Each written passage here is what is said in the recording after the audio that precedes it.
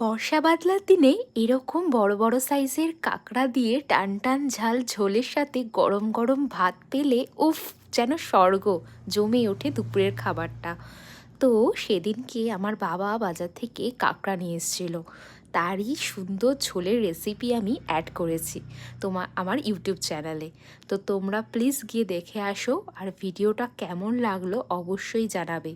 আর এই কাঁকড়ার ঝোলের সাথে ভাত খেতে কিন্তু অসাধারণ লাগে। যেমন মিষ্টি আর সফট খেতে কাঁকড়ার মাংসটা, তেমনই ঝাল ঝাল ঝোল।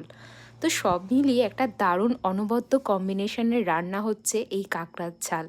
যাই হোক, ফুল ভিডিও আমি আপলোড করে দিয়েছি, তোমরা অবশ্যই গিয়ে চেক করবে আমার ইউটিউব চ্যানেলে। আর ভিডিওটা ভালো লাগলে কিন্তু অবশ্যই like, comment, share and subscribe করে আমার চ্যানেলের পাশে থাকবে। Thank you very much.